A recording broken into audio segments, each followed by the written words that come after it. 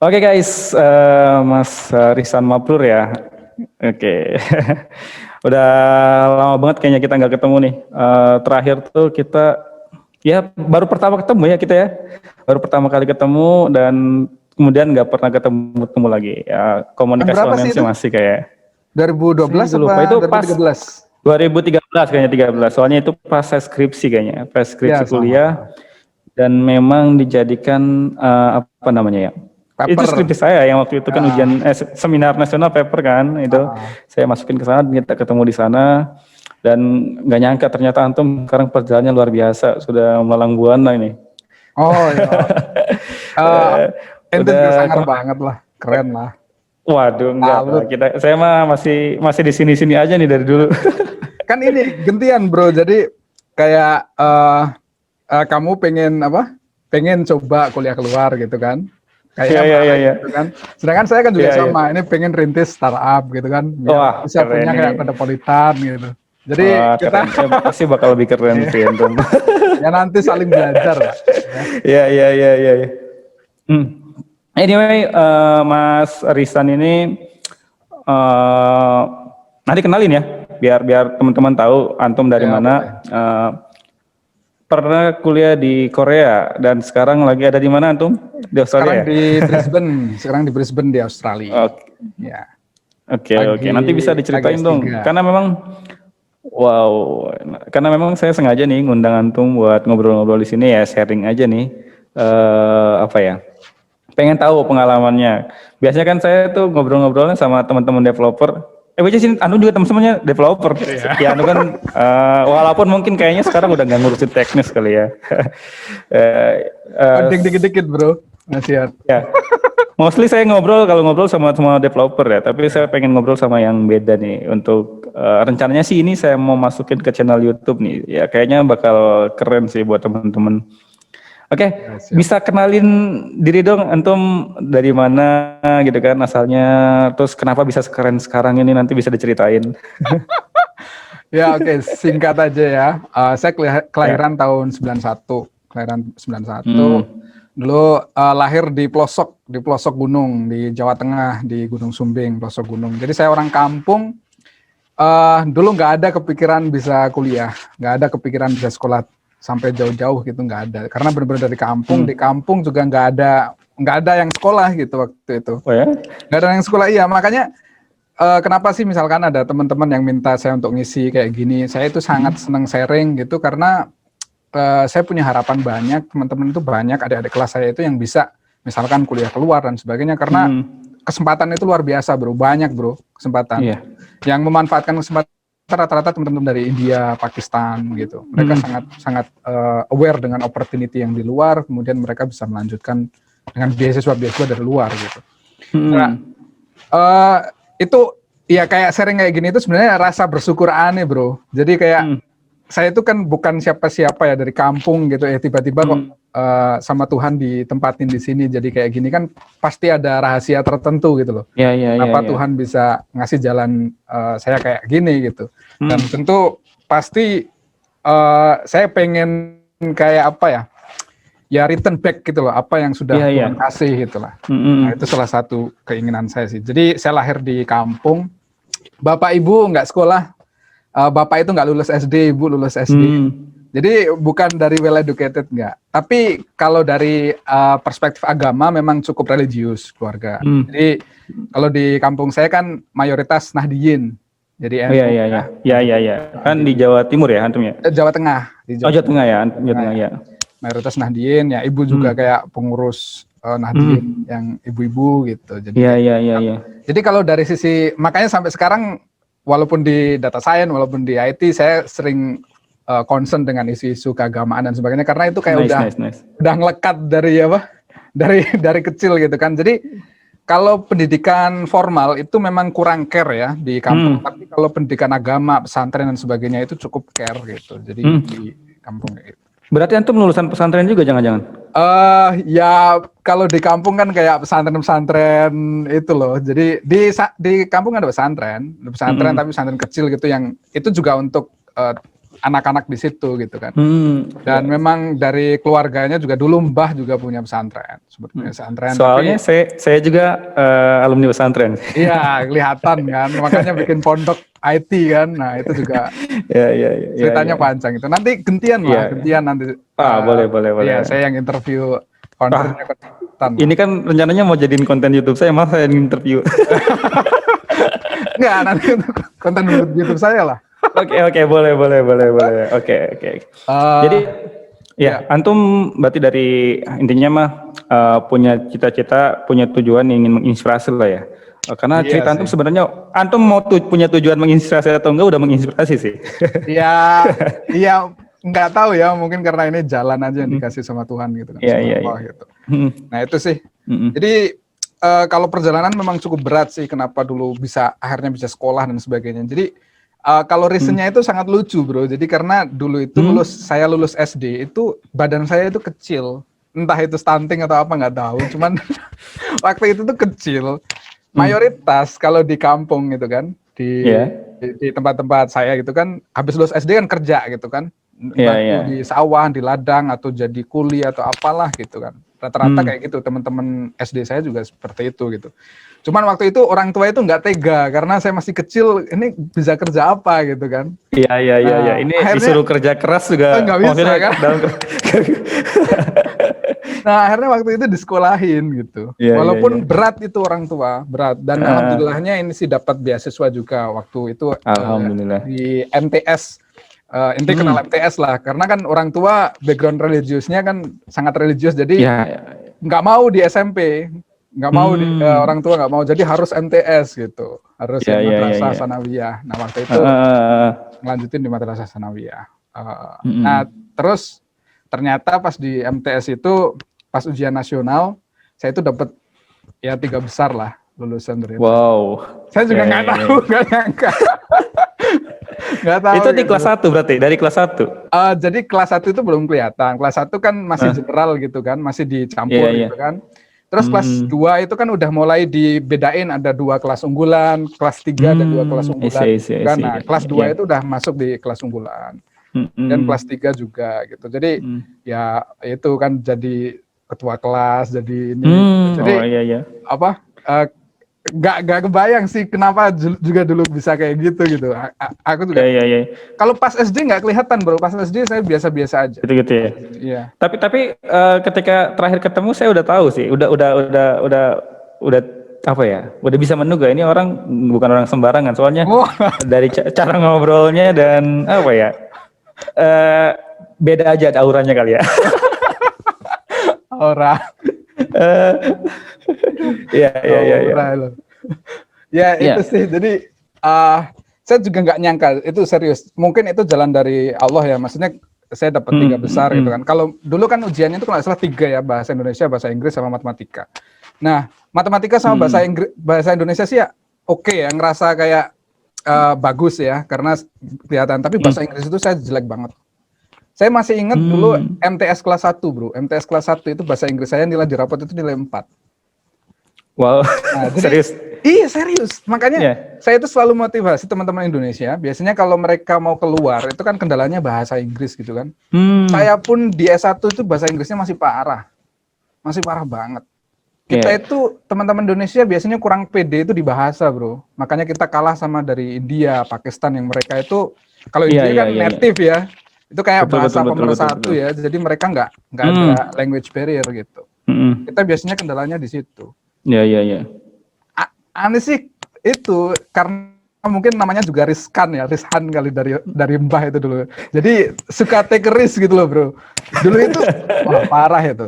Saya bahasa Inggrisnya itu parah, terutama speaking. Kalau reading oke lah karena kita di IT ya. Di IT kan kita sering baca documentation. Sering. Ya Stack Overflow. Kita kan kalau error kan ya pasti baca Stack Overflow. Iya, udah biasa lah itu. Ya udah biasa. Pasti ngerti reading. Tapi speaking kan kita nggak pernah pakai.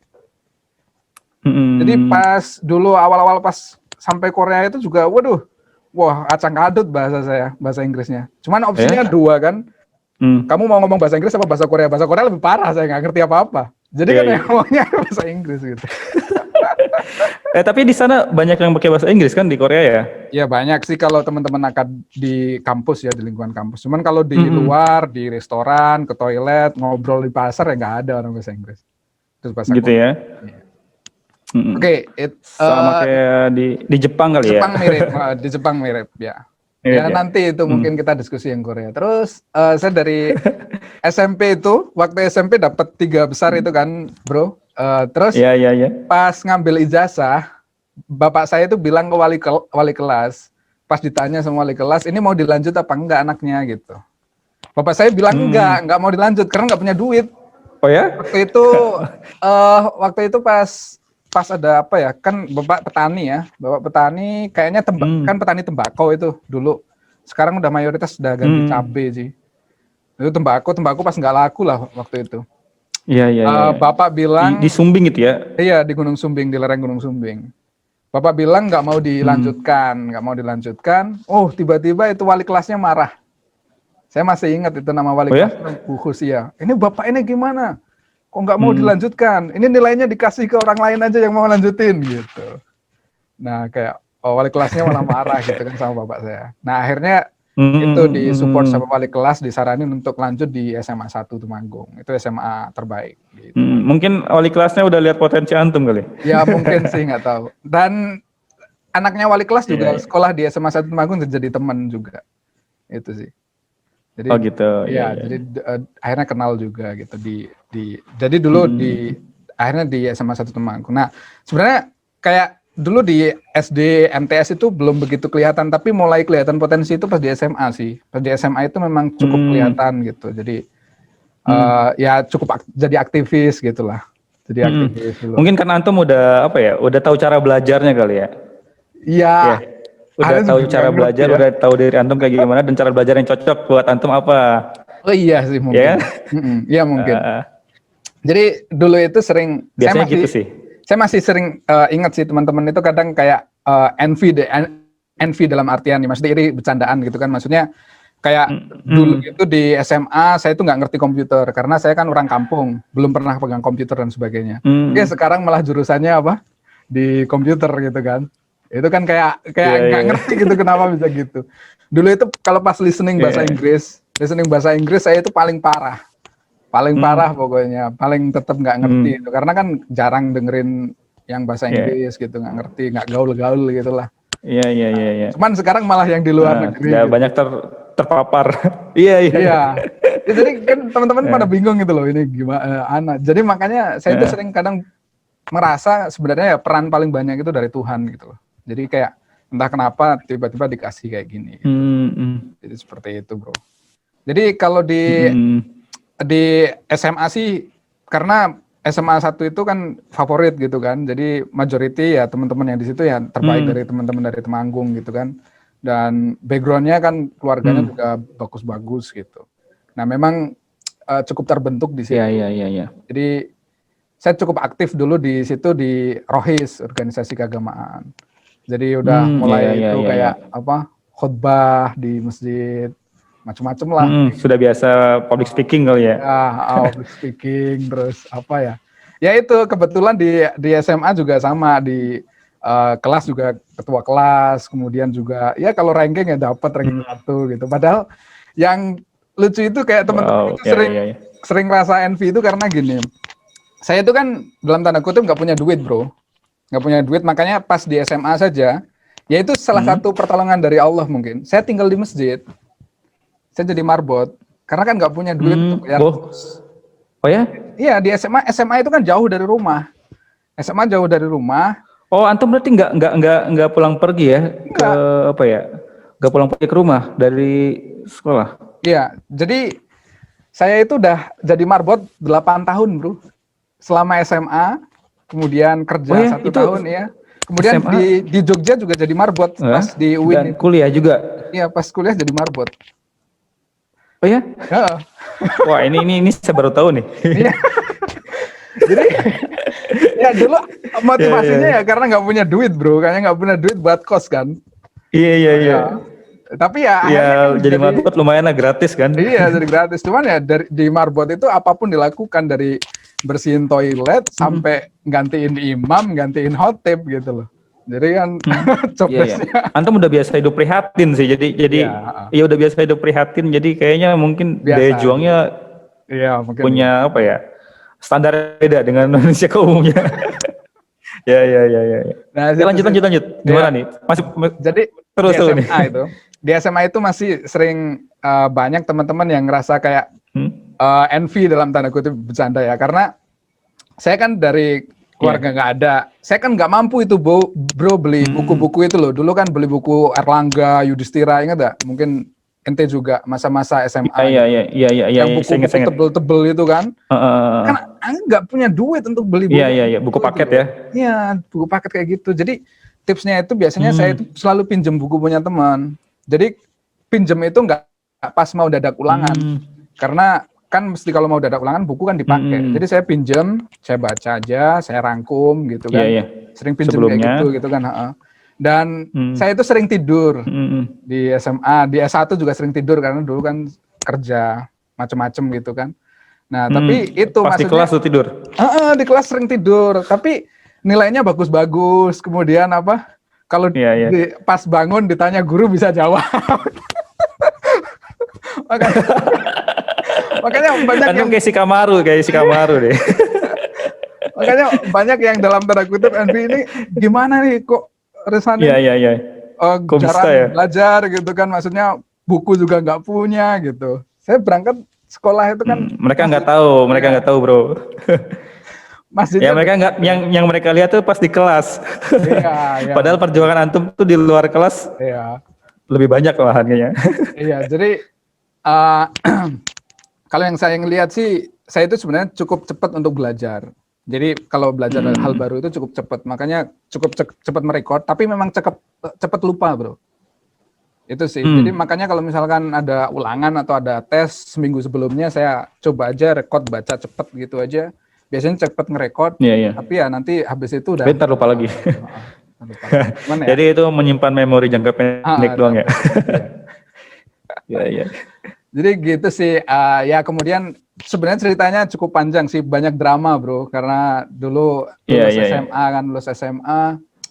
lulus SMA itu orang tua juga nggak punya duit, saya dapat dulu kan, ini kalau saya cerita pasti ketawa ente. Saya itu dulu olimpiade biologi bro, bukan komputer tapi biologi. Itu pas SMA. Pas SMA ya. Sampai provinsi, tapi nggak bisa lanjut nasional, nggak menang di provinsi, gagal waktu itu. Jadi tapi udah bisa sampai provinsi aja udah lumayan banget itu. Iya itu keren tuh. Ya. Saya mentok di kota sih waktu itu. Oh gitu. Olimpiade apa? Iya. Komputer apa saya waktu SMA. Wah, tapi memang nyambung lah, nyambung. Iya, terus ini nggak nyampe kan di kota Tasikmalaya waktu itu ya. Saya peringkat keempat kalau misalnya harapan 1. Jadi nggak masuk ke provinsi. Jadi kalau dulu pas di kota itu di Temanggung juara 1 sama 2 itu SMA 1. Jadi 1 itu teman saya, yang kedua saya. Kemudian kan kita masuk di provinsi ya. Yang teman saya juara 1 dia masuk lolos ke nasional, sayanya enggak waktu itu. Nah, ya itu kan nggak nyambung kan jadinya. Nah tapi karena Olimpiade biologi, saya sebenarnya diterima di salah satu kampus di Jawa Tengah lah. Aneh nggak mau nyebut kampusnya mana lah. Ente tahu lah. Ya kampus tempat kita conference. Ya. Ya. Itu Oke. Tempat kita ketemu pertama itu kampus. Itu saya diterima di situ. Saya diterima di situ di jalur apa ya waktu itu ya. Dapat beasiswa juga di situ. Cuman nggak berani saya ambil karena orang tua nggak punya duit untuk biayain. Kan ada living cost-nya kan ketika pergi jauh dari tempat tinggal gitu. Ya udah akhirnya saya nggak lanjut kuliah bro. Saya nggak lanjut kuliah. Oh ya? Iya, saya itu stop. Berarti antum habis SMA stop dulu ya? Iya, stop 1 tahun dan itu saya stres waktu itu karena kan bingung ya, maksudnya lulus SMA 1 teman-teman pada kuliah, sayanya nggak bisa ngambil kayak gitu, tapi ya gimana, kita kan harus bangkit bro. Iya, antum kerja dulu berarti 1 tahun. Ya, saya itu akhirnya dapat info itu BLK bro, tahu BLK nggak? Balai Latihan Kerja, kayak semacam apa ya? Kayak ente kan kayaknya pernah ini tuh Kodopolitan kerja sama Kominfo ya, yang bikin itu kayak pelatihan. Oh iya iya iya iya iya iya iya. Apa namanya? Kita tuh sama Kemnaker sih. Iya, yang itu apa? Saya lupa. Pokoknya ya ada Iya, ya namanya semacam itu kayak gitu, BLK pelatihan lah, gitu. balai Ya. latihan kerja. Hmm. Nah waktu itu di BLK Temanggung, karena saya dikasih sama tetangga masjid di Temanggung itu yang saya tinggal di masjid itu, coba deh kamu daripada pulang ke rumah nanti di sawah, kamu coba ini ke BLK gitu kan. Iya iya. Nah di BLK itu ada jurusan reparasi komputer, terus garmen, sama bengkel. Nah, saya masuk itu reparasi komputer jurusannya. Iya. Nah, reparasi komputer. Dari sini nih. Nah, Di sini dimulai sepertinya. itu pas masuk ke BLK itu diketawain sama petugas BLK karena apa? Karena kan ijazahnya SMA 1. Hampir nggak ada gitu anak SMA 1 masuk di BLK gitu. Iya iya. Jadi kamu ngapain SMA 1? Ya udah kamu nggak usah ikut tes, langsung masuk aja. Kan ada tesnya gitu. Iya iya iya. Waktu itu gitu. Nah, akhirnya di BLK itu berapa ya? 6 bulan kalau nggak salah ya. Reparasi komputer, ternyata saya sangat tertarik. Wah, itu suka banget itu reparasi, kemudian bikin ya kayak semacam rakit komputer gitu ya. Rakit sama servis kalau ada error dan sebagainya, instalasi, servis, troubleshooting, kalau ada virus gimana gitu loh. Jadi cleaning virus dan sebagainya gitu. Jadi kayak gitu sih. Dan karena si petugas BLK yang ngajarin saya itu namanya Pak Joko, dia punya reparasi komputer, dia punya toko reparasi komputer, dan dia suka sama saya, kerja saya gitu kan, akhirnya direkrut. Gitu. Jadi saya kerja di situ, kerja di Pak Joko itu, dan ketika kerja di situ kan ada internet, ada reparasi komputer kan, nah itu mulailah belajar bikin virus pakai Visual Basic dulu kan. Iya, PB itu ya. PB 6 ya. Iya, PB 6 masih ingat kan? Saya pernah juga tuh. Dulu kan wah itu main-main itu loh, apa namanya? Iya. Rek edit seru-seru gitu kan, biasa. Kalau di Windows itu rek edit terus yang Iya. Itu ingat nggak? Ingat. Iya itu. Kan keren-kerenan, jadi kayak hacker-hacker gitu loh. Hacker ya benar. Nah itu sih, jadi mulai dari situ, kemudian sering browsing, dulu sering belajar sama, makanya saya itu pengen banget ketemu sama Pak Romi sebenarnya. Pak Romi Satrio Wahono, komputer ya kan. Itu sangat berjasa. Belum pernah. Saya pengen ketemu secara fisik sih ya. Saya pengen. Saya sih pernah. Oh pernah ya. Iya. Saya pengen ngucapin terima kasih gitu kan. Iya. Ilmukomputer.com gitu. Dulu belajarnya di situ bro, bikin virus kan. Tulisan saya di situ banyak kan. Iya. Beliau keren sih. Tahun segitu 2008 ya. 2008 ya. Iya 2008. Iya sekitar segitu 2008 ya. Jadi itu sih mulai itu, terus saya kenal dengan komunitas agak black hat. Ya, tahu kan? Nah, komunitasnya di Jogja. Nah, itu ada grupnya gitu kan. Nah, saya akhirnya pengennya, pokoknya pengen kuliah di Jogja. Mau nyari kampus manapun, yang penting murah. Yang penting Jogja dulu. Jogja IT, karena pengen ketemu sama teman-teman ini gitu. Tapi dulu di awal-awal semester awal itu sempat agak tersesat bro pas di Jogja itu. Karena kan tersesat dalam artian? Gabung sama teman-teman black hat ini. Oh, antum jangan jadi kriminal. Iya, kayak main carding gitu. Carding ya? Ya, nanti mungkin disensor. Dulu sempet ya. Oke. Makanya kalau ente cek itu, KP kerja praktek saya di UIN, kerja praktek saya di UIN itu, saya pen testing server. Jadi pakai backdoor, kemudian nguji pen testing, karena dulu saya memang sangat suka dengan komputer science. Oke. Dulu saya sempat suka gitu. Tapi kan akhirnya lebih suka ke AI gitu. Iya. Berubah lah sedikit kesukaannya. Iya. Lanjut tuh. Kemudian itu kuliah tuh 4 tahun berarti ya kuliah di situ. Iya, jadi akhirnya kan dari pas kerja di situ, kemudian cari browsing, dapat info juga dari dulu ustadz saya yang di Masjid Bendo, di Masjid Temanggung. Ini Rizhan, ada kampus nih di Jogja, murah banget.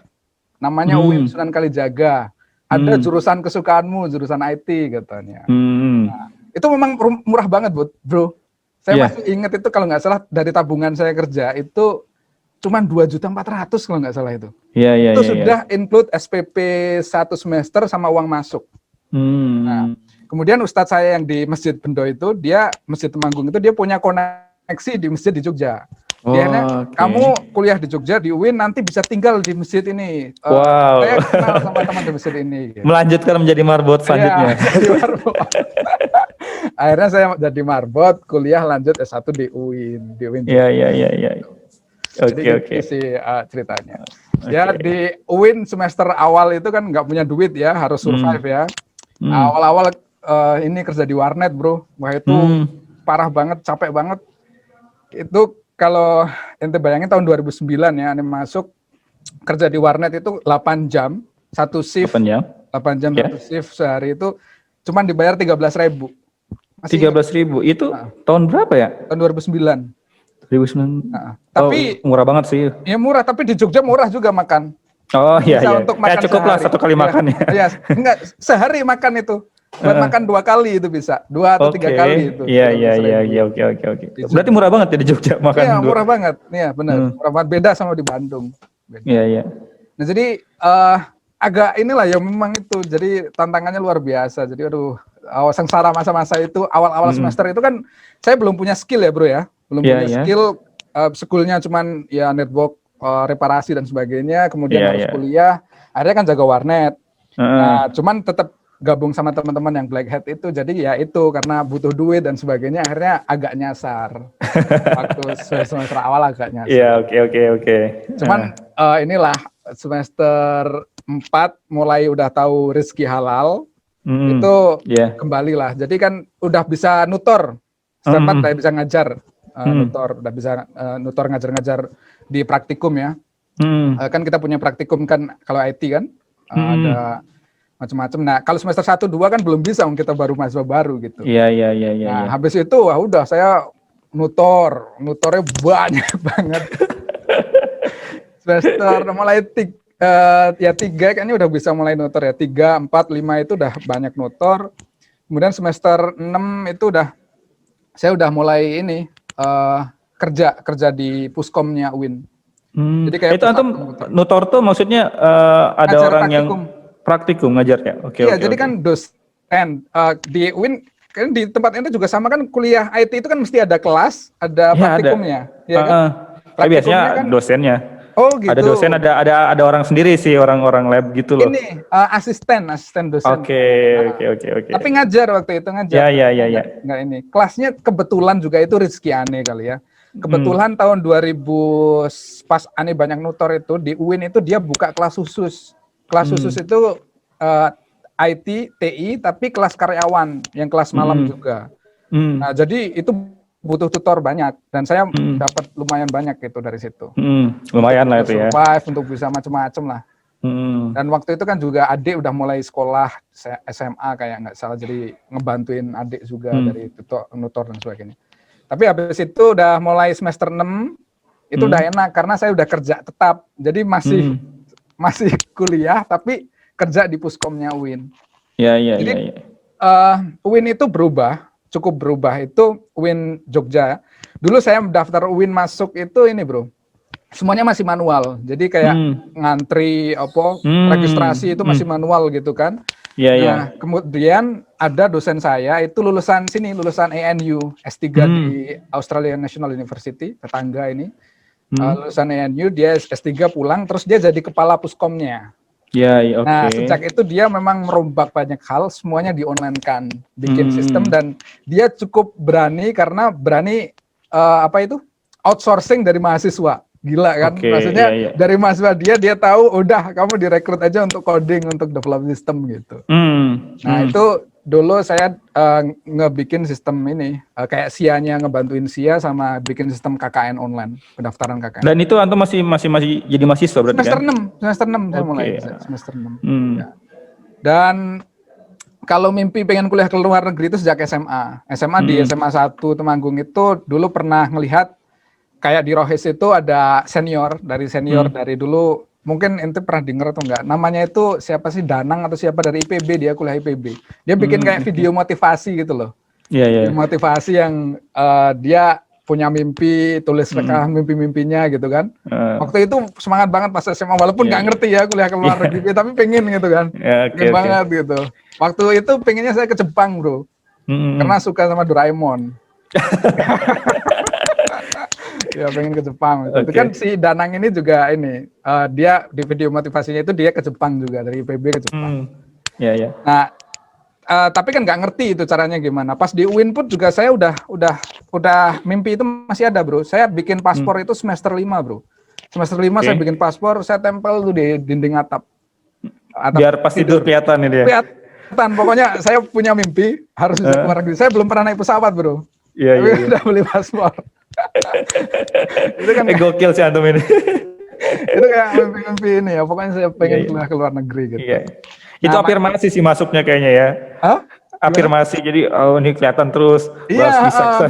caranya memang kayak gitu, itu dari video motivasi itu. Jadi mimpi-mimpi itu ditulis secara detail gitu kan. Saya praktekin itu, Bro. Saya tulis gitu, saya tempel gitu. Kalau yang udah saya coret gitu. Jadi kayak gitu sih. Itu yang bikin memotivasi juga gitu kan. Jadi kayak ada target gitu loh, dalam minggu ini harus apa gitu. Nah, sekarang berarti caranya gimana nih antum bisa sampai Korea? Nah, ini kan lanjut ini. Iya, lanjut loh. Belum sampai. Saya udah penasaran soalnya. Nah, di UIN itu kan saya cukup dekat dengan dosen-dosen dan sebagainya kan. Nah, kebetulan jurusan TI UIN itu baru, Bro. Baru 2005 baru ada. Kan UIN itu dulunya IAIN. IAIN kan jurusan agama semua kan. Iya. Berubah jadi UIN, ada jurusan sainsnya gitu kan. Nah, itu baru ada 2005. Nah, makanya informasi beasiswa itu masih dikit banget gitu. Tapi kebetulan alhamdulillahnya itu alumni pertama UIN itu ada yang di Korea. Jadi alumni pertama TIF UIN itu lulus angkatan pertama itu di Korea. Jadi 2005, Ane masuk 2009. Kan itu berarti baru ada satu angkatan. Iya. Sekitar segitulah. Jurusan dibuka 2005, saya masuk 2009, baru 4 tahun usianya. Baru lulus berarti itu lulusannya. Iya, baru lulus. Nah, itu ada yang di Korea gitu. Wah, saya langsung semangat banget gitu pas dikasih tahu itu. Karena saya punya mimpi di luar negeri kan. Tapi waktu itu nggak ada bayangan Korea, Bro. Mikirnya masih Jepang gitu. Cuman pas browsing gitu kan, iya Korea ternyata kok keren banget gitu ya. Dulu kan pengen ke Jepang juga karena salah satunya Doraemon, yang kedua karena 4 musim ya. 4 musim kan kita kelihatan keren gitu, ya. Salju gitu kan. Jadi pengen ke situ. Nah, pas lihat Korea kan, Korea keren juga ini, HP Samsung, LG gitu kan. Keren juga kan. Terus itu saya juga baru ngeh gitu loh ketika misalkan googling, dan pas di Korea itu pas ngobrol sama profesor juga baru tahu banyak hal gitu. Korea sama Indonesia itu, ente tahu nggak merdekanya Korea kapan? Kapan ya? Saya lupa tuh. 15 Agustus 45. Oh, berarti tetanggaan ya dikit ya? Beda 2 hari. Beda 2 hari. Itu bayangin beda 2 hari. Iya. Bisa dibayangin nggak? Cuman merdeka beda 2 hari, Korea juga dijajah Jepang. Kecepatannya beda sekarang ya? Kecepatannya beda banget. Sekarang Korea udah jadi negara maju. Kita masih negara berkembang merangkak gitu. Nah, kita pernah masuk negara maju loh. Iya pernah. Karena Profesor Ane pas saya di Korea itu cerita juga. Kamu tahu nggak dulu itu Indonesia itu ngebantu Korea pas Korea lagi miskin gitu. Oh ya? Mungkin masa-masa Soekarno kali ya. Kali ya. Jadi gitu kata profesor itu. Aduh. Nah, pas itu kan googling juga, wah teknologi ternyata maju juga, kemudian merdekanya bareng kok bisa kayak gitu kan. Akhirnya wah coba dah pengen ke Korea juga gitu. Akhirnya sudah mulai itu tanya-tanya ke dosen, ke teman yang senior yang di Korea. Semester 6 udah mulai preparation, Bro. Jadi udah ikutan itu karena bahasa Inggris. Aneh kan parah. Jadi ikutan kayak dulu kayak ada pelatihan bahasa Inggris gitu lah. Iya. Ikutan bahasa Inggris gitu. Ya walaupun kan waktu Ane masuk kuliah keluar itu masih bisa pakai TOEFL yang cuman tes, namanya TOEFL PBT, Bro. Paper based test. Yang cuman isinya reading sama listening. Yang nggak ada writingnya, nggak ada speakingnya gitu. Waktu itu kan kalau untuk keluar itu masih bisa 550. Minimal 550. Ente tahu nggak? Saya itu nggak nyamprek, Bro. Udah ikut tes berkali-kali, udah ikut pelatihan berkali-kali, nyampainya itu cuma 510. Tapi karena ya itu kehendak Allah gitu loh. Jadi ini ya, aneh cerita ya. Jadi ente kan IT ya, kita tahu, kita paham tentang probability ya, Bro ya. Iya. Jadi Saya selalu bilang saya itu salah satu orang yang beruntung karena kayak Eh, Tuhan ngasih jalan tiba-tiba kayak gini gitu kan. eh, Cuman bagi saya keberuntungan itu kita juga harus bikin chance gitu loh. Jadi misalkan hmm, kayak kita lempar dadu itu dadu isinya ada 6 ini ya, 6 apa? ya 6 6 sisi. kan, 6 sisi. Untuk dapat misalkan peluang 1 ya 1/6 peluangnya kan. Nah, untuk Hmm, dapat 2 ya 1/6 juga gitu kan. Nah, tapi kalau misalkan kita nggak pernah lempar dadu, peluangnya jadi berapa, bro? 0 kan? hmm. Kalau kita nggak pernah nyoba gitu loh. Jadi bagi saya sih keberuntungan itu akan ada ketika kita mau nyoba gitu loh. Tanpa nyoba ya nggak akan ada luck gitu loh. Iya nggak? Iya, iya, iya, Ya iya. benar nggak? Jadi antum coba banyak. Iya, iya. Nah iya, jadi Iya, iya, betul, betul. iya akhirnya pas nyari-nyari beasiswa itu, saya udah mulai nyari banyak hal dan itu karena udah aku tulis di plan yang detail itu, yang mimpi-mimpi itu. Sejak semester 6 juga udah Hmm, mulai kerja bareng dosen untuk bikin apa? Bikin hmm, penelitian. Jadi ya dulu aneh pernah bikin kontroversi hmm. bro di kampus bro. Karena Oh ya? penelitian aneh ini, penelitian aneh tentang porn blocker. Jadi Oke. deteksi gambar porno kan. Nah itu Hmm. masih ada Ini di kayaknya antum pernah video-video itu. ceritain deh. Kayaknya Ya, antum pernah ceritain ya, pas kita ketemu deh. ketemu Cuma ya, saya ya. agak lupa. Iya. Iya. Kalau yang pas aneh presentasiin di conference itu yang Indo Blockly, yang kayak mirip kayak Scratch, Iya, iya, iya. ya Tapi kan? maksudnya antum pernah Ah, pernah singgung bahwa antum pernah bikin kontroversi, iya, tapi saya agak lupa tuh apa ya. iya. Dulu dulu pakai OpenCV itu, aneh pas Iya, iya. bikin itu. Jadi kan memang udah tertarik ke AI gitu kan. Nah, ini Hmm, bikin porn blocker itu dapat dana dari Dikti waktu itu. Nah, itu cukup hmm. kontroversi sih, cukup kontroversi karena kan kampus Islam gitu kan. Iya, iya, iya. Kemudian kan kalau lagi presentasi yang namanya sains itu kan memang harus ditunjukin, bro. Lagi gimana lo? Iya. Misalkan Oh ya, paham, paham, ya, paham. detection performance dari yang misalkan before Iya, sama iya. afternya kan harus ditunjukin, bro. Nah, itu bikin kontroversi waktu itu di Iya, kampus. iya, betul, betul. Waktu itu bikin Itu rame. pas Pak, kebayang sih saya itu demonya gimana antum ya. Iya, pas demo pas demo Oke, rame oke, itu. oke. Pas demo rame. Kan ada orang perwakilan dari Dikti, mahasiswa datang Tapi banyak. antum jadi diinget sih namanya itu. Aduh. Halo. Tapi kontroversi itu waktu itu. Tapi ya whatever lah. Oke, Nah, oke. jadi itu sih jadi memang udah karena plannya jadi makanya buat Lanjut, lanjut, lanjut. teman-teman yang mau lanjut kuliah itu karena memang untuk S2 kan tergantung ya. Misalkan kalau teman-teman tertarik riset, itu S2-nya bisa milih yang by riset. Kalau memang tertariknya mau ke profesional mungkin ambil yang course aja gitu. Kalau Ani memang karena tertarik pengen riset, jadi itu bro, nyarinya S2 yang riset gitu. Dulu akhir, jadi teman-teman tuh udah bisa apply beasiswa itu sebelum teman-teman lulus. Jadi nggak harus nunggu nunggu untuk lulus gitu. Jadi untuk preparasi, kan kita udah tahu nih, misalkan udah bikin skripsi, kapan mau sidang gitu kan ada expected graduation kan.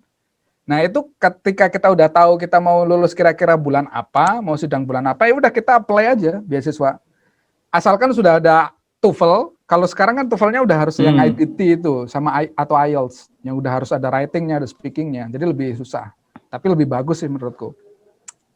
Jadi yang penting udah ada sertifikat bahasa Inggris, sama ini kayak ada surat keterangan dari kampus sudah mau lulus gitu. Bisa kok minta ke kampus, sama transkripnya di print.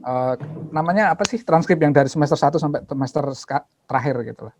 Itu di print gitu. Kemudian sama bikin CV, sama portofolio aja. Itu bisa dikirim. Saya itu dulu nyari list profesor yang risetnya saya tertarik itu ada sekitar 40-an atau 50-an, bro. Jadi saya cari, saya kumpulkan emailnya gitu kan. Saya email itu satu-satu. Satu-satu. Jadi manapun nanti ada yang kayak tadi untuk memperbesar chance gitu loh. Kalau kita mau berhasil itu chance-nya harus diperbesar. Banyakin. Iya, banyakin. Kalau misalkan kita lempar dadu pengen dapat angka 1, yang lemparnya sekali mungkin chance-nya masih dikit banget, tapi ngelempar 100 kali mungkin chance-nya jadi makin tinggi kan gitu. Ya jadi kayak gitu sih. Jadi ya dapatlah di keberapa gitu kan. Dari banyak yang dikirim itu, bro, dari banyak yang dikirim, saya juga ngirim ke ini juga, ngirim ke King Fahd Saudi Arabia. Karena saya juga pengen kuliah di Saudi waktu itu. Alasannya tapi nggak make sense sih, nggak alasan teknologi, tapi alasan ke religion lah. Maksudnya kan kalau bisa sekolah di Arab kan nanti gampang untuk naik haji gitu bro, bawa keluarga gitu kan. Nah saya masih jadi ustadz. Ya, saya itu diterima di 3 kampus dari 30-an yang saya apply. Yang pertama itu apa? Di Chonam ini yang saya ambil. Yang kedua namanya Kumoh National University, itu di Kumoh di Korea juga. Yang ketiga King Fahd Petroleum University. Jurusannya ya sama, jurusan tentang data mining. Nah, udah. Oke, nice. Tadi sampai mana ya? Bentar. Tadi tuh antum cerita tentang antum diterima di 3 kampus. Ya. Nah dari situ tuh tiba-tiba hilang sinyalnya dan gangguan. Ya, jadi 3 kampus dari 50-an mungkin yang ane play itu diterima di 3 itu. Jadi di Chonam, di Kumoh, 2 Korea, satu lagi King Fahd. King Fahd itu di Saudi Arabia. Nah, kan bingung juga ane mau ngambil yang mana ya. Iya. Nah, cuman kenapa ane ngambil yang Chonam itu ternyata saya itu nggak tahu kalau profesor yang saya apply itu di kampus itu ternyata dosen saya di UIN itu baru pulang dari Korea dan dia itu bimbingannya sama profesor ini. Oh, ya, kebetulan. Jadi ane kan lihat ada lowongan terus ane apply kan. Nah, pas ane apply itu kemudian saya dihubungi sama dosen itu. Saya belum pernah ketemu namanya Pak Taufik karena dia kan baru pulang dari Korea. Iya. Ditanya, Rizhan, kamu ini ya? Kamu apply dari apa? Dari apply ke Chonam ke Prof C, namanya Prof C Dok C ya. Nah, terus saya bilang, "Oh iya, Pak, gimana no?" "Loh, itu profesor saya," gitu katanya. Itu profesor saya dan dalam waktu dekat ini, kayaknya 6 bulan lagi dia mau ke sini. Mau saya minta untuk ngisi di UIN gitu. "Oh iya Pak," gitu. Nah, akhirnya karena dia itu profesornya Pak Taufik dan Pak Taufik bilang Prof C ini baik banget, pokoknya royal banget sama mahasiswa, pokoknya take care banget gitu kan, baik banget. Kemudian juga ya Pak Taufik ngerekomendasain juga gitu kan. Nah, salah satu kenapa yang tadi saya bilang saya TOEFL-nya 5-10, tapi kok akhirnya bisa, itu juga karena itu. Oke. Nah, jadi ini sekarang udah kejawab. Jadi karena kan Prof C akhirnya kan datang sebelum ane lulus itu waktu itu. Datang 3 bulan setelahnya, bukan 6 bulan kan ya. Pokoknya bentar waktu itu datang ke UIN, kemudian ketemu kita. Makan gudeg bareng, kemudian saya diajak sama Pak Taufik sama Prof C itu muter-muter di Jogja gitu. Iya, Nah, intinya kan dikenalin antum ya. Ngobrol gitu kan. Oh ya udah. Ya jadi Prof C-nya nyambung. Walaupun TOEFL ane kurang 510, kan ane bilang, "Tapi Prof, ini TOEFL-ku masih 510, nggak bisa nih di admission gitu kan. Admissionnya harus minta 550 gitu." Prof C bilang, "Gampang nanti saya bilang admisinya," gitu. Jadi itu sih karena udah ketemu di Jogja itu memang jalan dari Tuhan. Udah kenal gitu secara personal. Nah, yang di Kumoh, yang di King Fahd itu saya juga keterima, tapi itu masih kayak unconditional, masih conditional. Jadi harus submit TOEFL gitu. Iya. Udah diterima, tinggal ngirim TOEFL-nya, pokoknya TOEFL-nya harus dipenuhi gitu. Sorry, tadi antum keterimanya cuma mengirimkan berkas-berkas persyaratan aja kan ya? Jadi gini bro, kalau yang riset ya, kalau beasiswa riset, nah ini untuk yang tertarik riset. Kalau beasiswa riset itu apply-nya nyari profesor dulu. Nyari kayak kita punya topik riset, kita harus nyari profesor yang topik risetnya sama, karena kan nanti jadi pembimbing ya. Iya. Ya, berarti bukan ke kampus ya? Nah, bentar, nanti ke kampus juga jadi 2 kali. Pertama kan kalau riset, kalau misalkan ente yang mau bidang yang nggak pakai riset, yang course, ente hanya apply ke kampus doang. Jadi apply ke kampus, mau kuliah, kalau misalkan ente punya duit ya udah mau bayar sendiri, udah intinya itu. Kalau mau apply beasiswa ya ada nggak beasiswa di situ, saya ikut apply beasiswa pakai berkas ini gitu. Ya, kalau riset itu cukup berbeda. Kalau riset, ente harus cari supervisor dulu yang cocok sama bidang ente. Kalau profesornya oke, dan kebetulan profesornya punya dana untuk biayain, berarti kita akan di cover gitu. Jadi nanti letter of guarantee, letter of scholarship-nya itu dari supervisor itu. Dari profesor. Itu ya. Jadi saya nyari dulu gitu kan, udah dapet. Nah, profesor dikirim CV sama kirim tadi TOEFL dan sebagainya itu sama portofolio dikirim. Kemudian nanti biasanya kalau profesor tertarik, itu nanti akan diminta untuk interview. Itu kalau misalkan nggak tertarik, akan mungkin direkomendasiin ke yang lain atau mungkin akan ya nggak dijawab aja, Nggak diterima, aja ya. gitu. Jadi kalau tertarik sama CV-nya nanti biasanya akan ada follow up. Oh, ya udah, kapan kamu ada waktu untuk interview gitu? Jam sekian ya udah. Dulu interview pakai Skype waktu itu. Interview pakai Skype, ngobrol gitu kan. Saya bilang udah punya portofolio, pernah riset tentang computer vision, kemudian ya kayak gini bikin pakai neural network waktu itu kayak gitulah. Nah, jadi nyambung gitu. Jadi interview, kemudian nanti apakah profesor ini punya grant apa enggak, punya budget apa enggak. Kalau dia punya scholarship bisa nanti gitu. Jadi kayak gitu sih kalau by riset. Tapi kalau by course beda kan, tinggal apply ke kampus. Nah kalau by riset, kalau by riset udah profesor udah agree, itu baru kita apply ke kampus. Baru kita apply ke kampus. Tapi ketika ada requirement yang kurang, kayak misalkan TOEFL saya dan sebagainya, itu akhirnya kalau profesornya udah kok aku udah seneng sama anaknya gitu, kita udah kenal personal, bisa di bypass. Iya, punya orang dalam lah istilahnya. Iya. Jadi bisa kekuatan orang dalam. Ya kan, kan kalau misalkan udah proven gitu kan, udah bukti riset, udah ini gitu, dan ngobrol juga udah nyambung gitu kan, ya mau buat apa lagi gitu. Iya, emang itu kan yang dicari. Ya dicari kan itu gitu loh. Iya. Jadi itu sih, jadi kayak gitu kalau untuk riset. Tapi kalau misalkan untuk yang nggak riset, itu bagi teman-teman yang pengen ke Korea, yang sekarang beasiswa yang terkenal itu ya GKS. Kalau dulu KJSP namanya, Korean Government Scholarship Program. Sekarang GKS, Global Korean Scholarship kali ya, GKS namanya. Nah itu kayak beasiswa kayak sekarang LPDP nih loh bro. LPDP di Indonesia itu kayak LPDP-nya di Korea loh, GKS gitu. Jadi orang asing bisa itu apply ke pakai. Kalau di Jepang Monbuso ya, Monbuso ya benar. Iya, saya pernah coba dulu. Saya juga pernah coba, gagal bro. Saya juga. Saya pernah tes tapi gagal. Oh, GKS juga gagal saya, KJSP juga gagal. Jadi saya itu nyoba banyak, saya Turki bus lari sampai interview, sampai ke Jakarta, kayak interview Jakarta, gagal juga kayaknya waktu itu. Saya lupa tapi gagal kayaknya. Turki bus lari gagal. Tapi udah sampai interview gitu.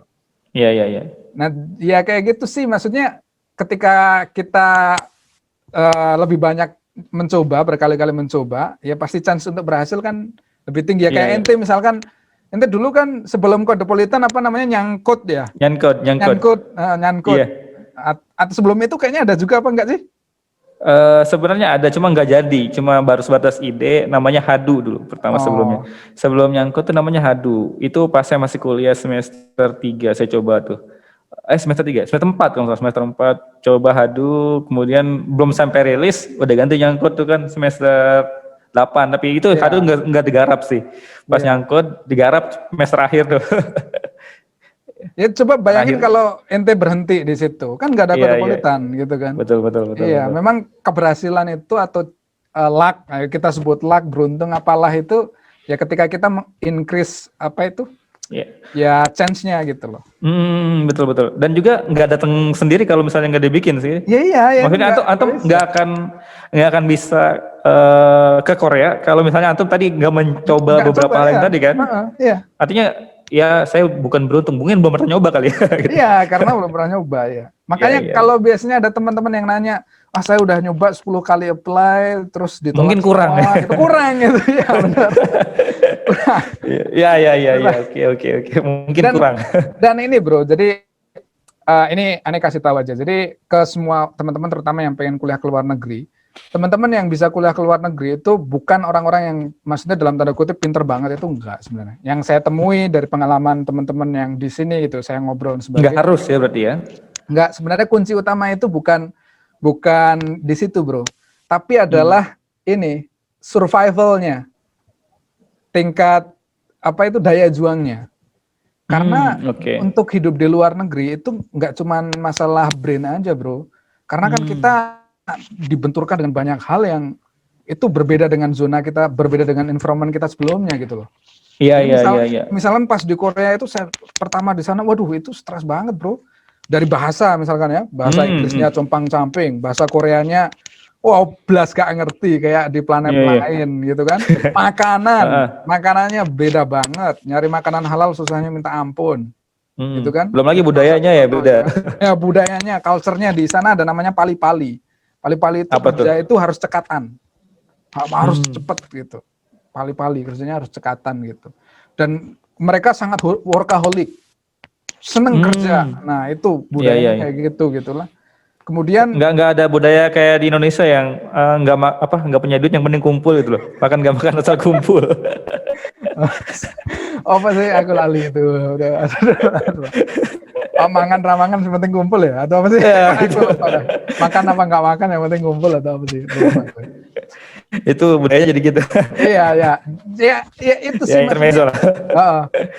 Cuman culture-nya memang beda banget bro, jadi gila bener. Oh agama gitu kan beda, semuanya beda, on time bro. Jadi pas pertama itu ada temen yang dia telat 1 menit loh udah nggak bisa masuk gitu. Terus misalkan ujian telat ngumpulin submit berkasnya Disiplin 1 menit ya. aja udah strict banget kalau masalah waktu di Korea itu. Karena kan Iya, iya. bus, train, kereta semuanya itu nggak ada yang nggak on time, semuanya on time. Jadi mereka sangat concern dengan waktu itu. Jadi wah itu benar-benar bikin stres itu sebenarnya bro. Kemudian Iya, kan iya, iya. jauh dari rumah ya, jauh dari rumah yang dulunya bisa kumpul-kumpul bisa kemana aja sekarang jadi kayak gitu. Wah itu berkecamuk semua. Jadi sebenarnya ya kuncinya itu kayak daya juang survivalnya itu untuk bisa survive di luar, bukan semata-mata karena brain ya brain ada gitu loh, memang ada perannya gitu, cuman nggak semata-mata di situ. Jadi makanya Iya. saya selalu bilang ketika ada teman-teman yang baru gagal 5 kali apply atau 10 kali ya mungkin kamu memang nggak layak untuk dapat kalau kamu udah nyerah di situ gitu loh. Lah baru apply misalkan baru apply 10 kali udah nyerah, padahal nanti di tantangannya ketika kamu udah keterima di sana tantangannya lebih berat gitu loh. Iya, padahal masih baru mau masuk tuh ya. Ya baru mau masuk gitu kan. Nah itu salah satu contohnya gitu. Iya, iya, Nah iya. itu iya. sih bro. Itu Wah, itu inilah kisah Iya, iya. cerita-cerita di Antum berapa tahun bro di Korea ya? 2. Jadi kalau 2 riset tahun ya. by riset, master by riset itu 2 tahun. Jadi rata-rata Berarti tanggung ya itu nggak pulang kampung ya berarti Lebaran. pulang kampung saya karena itu. Jadi profesor saya, jadi memang luar biasa. Dulu itu saya kan belum pernah naik pesawat bro, ya kan? Iya. Belum pernah naik pesawat. Sekali naik pesawat pertama itu ke Korea kan? Langsung jauh ya. Langsung jauh. Tapi pas di Korea selama 2 tahun itu saya pergi ke 7 negara berbeda. Wow. Karena itu keren lagi. conference. Makanya antum bikin buku yang apa ya? Iya, ya 24 Berapa purnama itu saya lupa. 24 Berapa? kan 2 tahun. 24 Oh iya purnama. iya itu. Bukunya ada itu, ceritanya ada di situ. Itu juga Kayaknya saya harus baca tuh. direkomendasiin ke inilah anak-anak SMA S1 itu bagus. Itu memang buku bacaan SMA S1. Jadi ente deket lah di Bandung kan. Itu diterbitin sama Mizan di kantor Mizan. Iya? Nah, ya. Nanti saya coba cari deh. Ya, cari di Mizan lah. Nanti bisa buat door prize di Kodepolitan lah. Wah. Oke. Buku juga gak sengaja bro, karena kan pas saya di Korea, saya kan suka ngeblog bro. Iya. Itu udah mulai sejak 2009 itu pas saya di reparasi itu, saya sudah suka ngeblog dan blognya itu baru dapat notifikasi dari WordPress, kamu udah 12 tahun di WordPress katanya, pakai WordPress. Nah, 12 tahun. Nah itu saya suka nulis kan pengalaman di Korea ketika apa nulis. Nah tiba-tiba ada editor dari Mizan mampir di blog saya. Dia ngusulin, Mas kalau jadiin buku aja gimana? Saya siap ngeditin gitu. Wow, ya udah akhirnya jadiin buku. Padahal teman saya itu bro submit tulisan ke Mizan, ke mana Gramedia itu nggak diterbitin, susah banget gitu.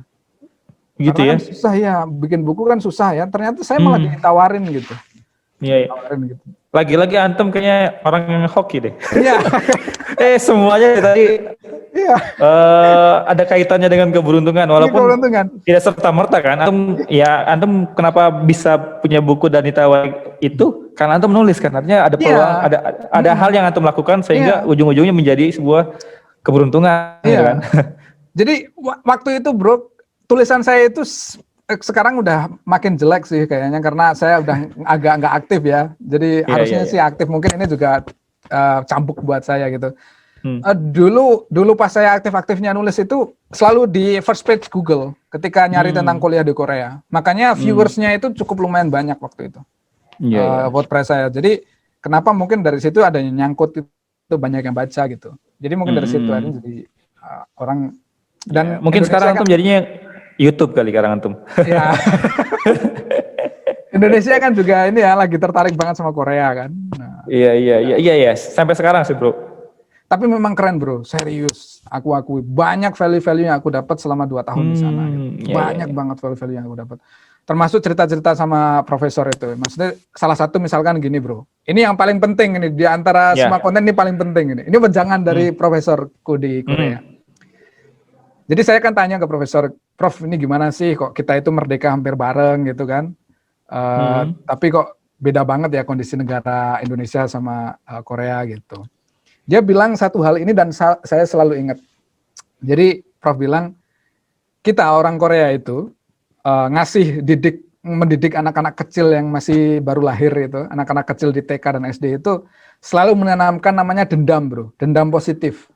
Dendam positifnya apa? Benci dengan Jepang, nggak mau berhenti bekerja sebelum bisa mengalahkan Jepang. Wow. Jadi kerennya itu. Jadi Iya, iya. mereka punya benchmark yang jelas bro. Iya, iya. Benchmarknya Iya. Jepang. Iya kan? Siapa mereka mau lawan udah tahu ya. Iya, udah tahu. Nah, persoalannya kata Prof Ani, karena kan kita orang komputer science kan ketika kita bikin develop algoritma baru, kan harus ada benchmarknya, ada baseline-nya kan. Ini benchmarknya mau di-compare sama siapa, harus performance better gitu loh. Nah, kita orang Indonesia tuh nggak punya benchmark, bro. Iya, iya, iya, iya. Kita nggak ada benchmark. Kita lebih yang di Indonesia, di Korea, bro, ente nggak akan nemu produk Jepang. Gitu ya, sampai begitu, sampai begitu. Ya, mereka nggak mau itu nerima produk Jepang. Berarti antum di Korea nggak bisa nonton anime? Ya, mungkin ada ya sebagian, ya bisa tetap bisa akses. Cuman maksudnya produk-produk ya, produk-produk mobil apa itu nggak ada mereka. Pokoknya Jepang punya mobil, Korea harus bikin sendiri. Jepang punya dulu kan HP kan Sony kan di Jepang gitu kan. Dia sekarang Korea bahkan udah bisa nyalip kan, ada LG, ada Samsung, udah gede banget. Iya. Ya kayak gitu bro. Jadi gila itu memang. Makanya mereka nggak mau berhenti bekerja sebelum bisa ngalahin Jepang. Itu sih. Mereka berapa tahun sih dijajah Jepang ya? Cukup lama sih kayaknya. Saya lupa. Ya? Cukup lama juga. Jadi saya lupa lah. Cuman ya karena gagal perang itu yang bom Nagasaki Hiroshima itu jadi merdeka kan ke Indonesia dan Korea juga. Iya sama, berarti mereka juga kena imbas berarti ya. Kena imbas merdeka. Cuma mereka duluan aja ya. Nah, itu jadi gila emang serius. Dan karena gini ya, jadi dan Profesor An itu juga bilang orang Korea itu karena tahu dia nggak punya resource, bro. Kalau Indonesia mungkin kayak tadi itu yang ente bilang mangan ramangan sepenting kumpul itu, karena kita di Indonesia kan nggak ada winter, bro. Nggak ada winter. Jadi walaupun pemulung atau gelandangan tidur di luar, itu tetap bisa hidup di bawah jembatan, bisa hidupnya nggak? Karena nggak ada winter. Ketika di Korea ada winter, kalian nggak punya rumah mati, bro. Tidur di bawah jembatan, bro. Dingin banget loh, minus 15, minus 17 loh. Iya, udah kayak di gunung mati. Terus tiap hari ya. Iya, itu puncak. Mati. Kalau nggak punya rumah, di rumah aja harus ada heater gitu. Nah, itu sih mungkin kita di Indonesia yang lempar biji pelem aja udah tumbuh jadi pelem, bro.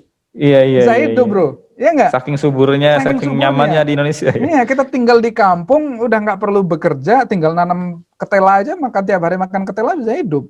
Iya kan? Nah, kalau di Korea mereka nggak punya resource, tanahnya kecil banget, dikit banget. Tanahnya dikit banget, makanya karena mereka nggak punya resource apa-apa, resource yang mereka punya cuma SDM, makanya dikembangkan SDM-nya. Jadi betul. Tingkat pendidikan tertinggi di dunia Korea itu karena hampir 90% lebih itu semua semua orang Korea itu pasti lulusan S1, bro. Gitu ya? Tingkat pendidikannya tinggi banget mereka. Kemudian budget untuk riset and development dari pemerintah tinggi banget. Korea sama Israel itu yang paling tinggi di dunia itu nggak salah. Mereka sangat concern ya di situ ya? Sangat concern sama riset. Gila emang. Aneh aja risetnya kan dulu di sana itu kan ini. Jadi karena karena kan saya dapat beasiswa dari profesor nih.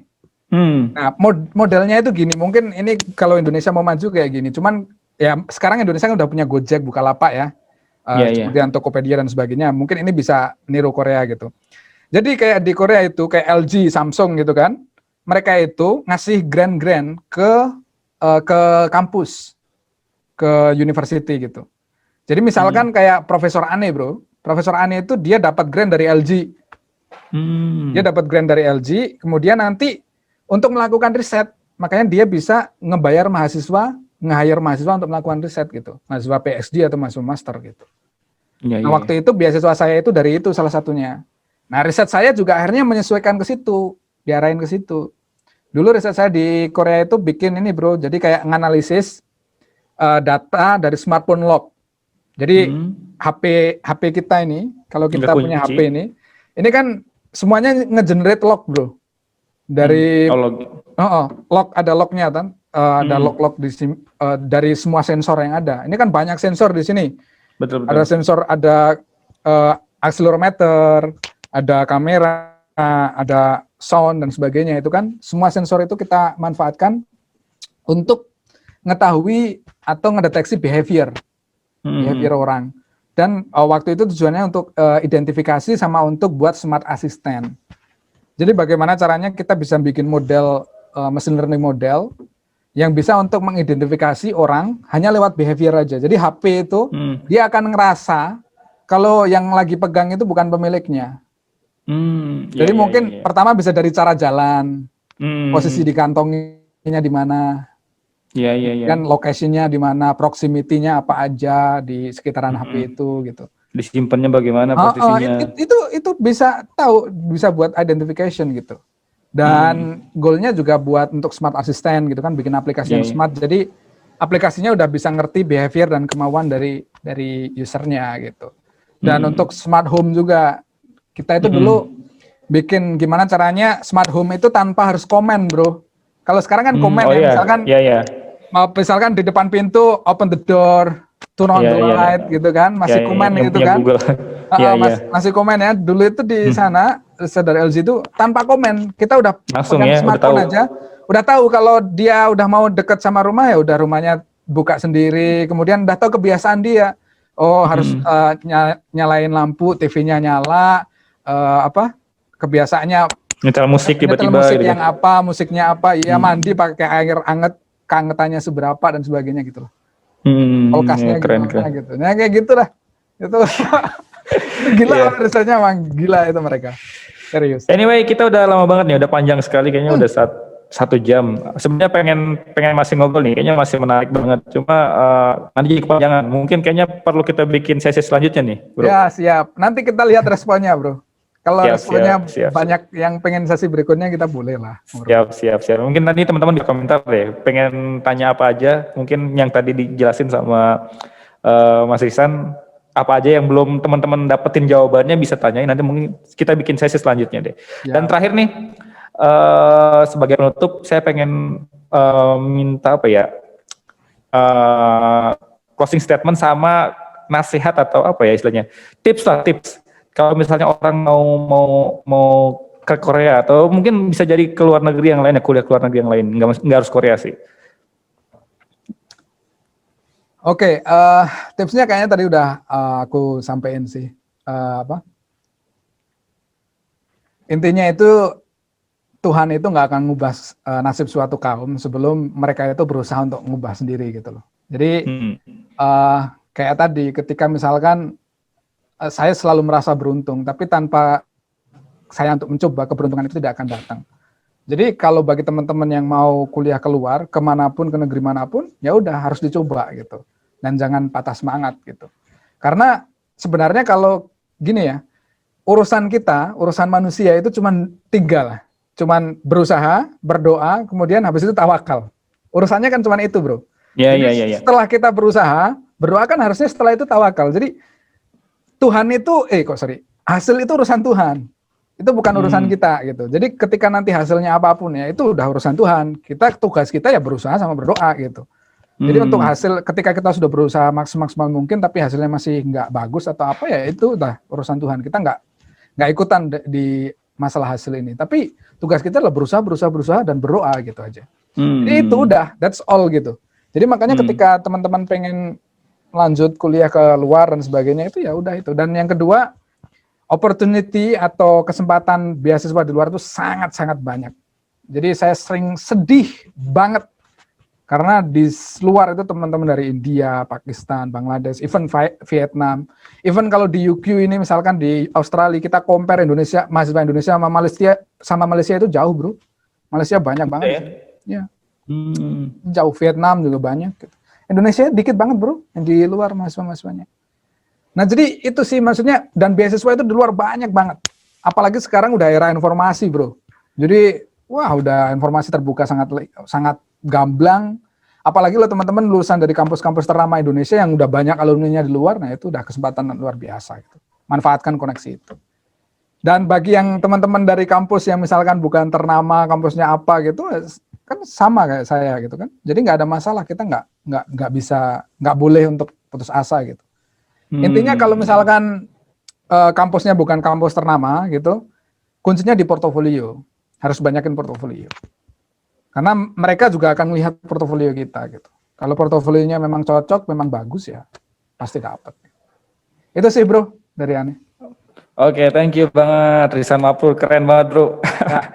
Nanti kapan-kapan kita ngobrol lagi lah. Terlepas dari nanti ada sesi selanjutnya atau enggak, kayaknya saya tetap perlu ngobrol sama antum untuk selanjutnya. Siap. Pokoknya saya juga sama, nanti kita gantian lah. Oke, saya pengen boleh, nanya-nanya kode politan, pesantren IT kan. Siap. Pesantrennya udah sampai mana bro? Pembangunan baru selesai bangun masjid sama asrama sih. Ini sekarang lagi penggalangan dana untuk persiapan pembangunan kelas, nih bro. Oke. Targetnya tahun ini mudah-mudahan bisa. Ini kan karena COVID, jadi belum sempat benar-benar dirancang programnya. Jadi pengen nanti setelah COVID selesai benar-benar kita rancang supaya nanti bisa. Soalnya kan nanti kan yang namanya pesantren dan offline harus ada apa namanya ya. Pasti agak repot kalau masih COVID gini kan, ya. Mudah-mudahan sih gitu kan. Kan distance-nya harus dekat ya, ngaji betul. Gitu, dan sebagainya. Iya, kemarin soalnya pesantren aneh aja ya, yang sebelumnya yang saya SMA di sana, itu lumayan banyak yang kena santri itu kan, karena gara COVID. Ya namanya pesantren kan. Pesantren, ya kan pernah ngerasain lah. Ngerasain ya, benar. Tinggal bareng gitu kan. Ya, ya makanya mudah-mudahan selesai, dan sekarang lagi statusnya dalam penggalangan dana juga sih, penggalangan dana. Atau mungkin buat teman-teman yang mau coba donasi juga, nanti mungkin kita bisa kayak kasih linknya deh. Jadi for information, saya lagi bangun pesantren IT dan tahfidz sih. Mudah-mudahan tahun ini kita mulai programnya, harusnya sih bisa sih. Itu kalau dari kota Depoknya berapa kilo bro? Di Bekasi bro. Sorry. Iya. Bekasi, dari kota Bekasinya berapa kilo? 1,5 jam kali. Soalnya saya di kampung, di Kabupaten Bekasi itu. Oh, di Kabupaten Bekasi. Di Cikarang. Dari Cikarang kotanya itu 1 jam lah. Saya soalnya di kampung, dari Cikarangnya itu dalam lagi ke kampung. 1 jam lah kurang lebih di kampung. Berarti nanti peserta SMA ya atau SM? Bukan bro. Jadi nanti pesertanya rencananya lulusan setelah lulus sekolah lah. Jadi bukan orang-orang yang sedang dalam masa sekolah. Oh, soalnya memang nanti konsepnya pesantren tahfidz dan IT. Oh, I see. Jadi gitu. Misalkan teman-teman dari lulus SMA, kemudian mungkin nggak mau lanjut atau gimana, ada masalah apa gitu. Betul. Jadi emang jadi panjang nih. Ini kayaknya harus putus. Ya, jadi intinya sederhananya gini, kan menghafal Quran tuh menurut saya itu bukan cuma tugasnya para santri kan, sebenarnya itu tugas semua orang umat Islam lah, umat Islam. Dan kebanyakan itu kan orang yang menghafal Quran biasanya dinisbatkan menjadi santri dan ujung-ujungnya ntar jadi ustadz kan gitu kan. Tapi saya nggak mau kayak gitu bro. Saya pengen mereka tuh menghafal tuh tugasnya semua orang gitu kan. Dan saya pengen menciptakan banyak para penghafal Quran yang nanti bisa ahli di bidang IT gitu. Jadi mereka selain punya hafalan yang banyak, mereka juga punya skill yang nanti bisa mereka gunakan untuk hidup di dunia gitu kan. Ya kayak gitu. Dalam hal ini nanti saya kembangkannya skill IT sih. Bisa programming, bisa desain, bisa juga trade marketing atau yang lainnya lah nanti kita Data science, data science bisa. Nanti akan ngobrol sama antum nih. Iya, siap. Siap. Oke, bro, thank you banget nih atas waktunya. Udah 1 jam lebih kita nih ngobrol. Mudah-mudahan banyak manfaatnya. Paling tidak buat saya ini bakal banyak manfaatnya sih, bro. Oke, siap. Oke, thank you. Yuk, assalamualaikum warahmatullahi wabarakatuh. Waalaikumsalam warahmatullahi wabarakatuh.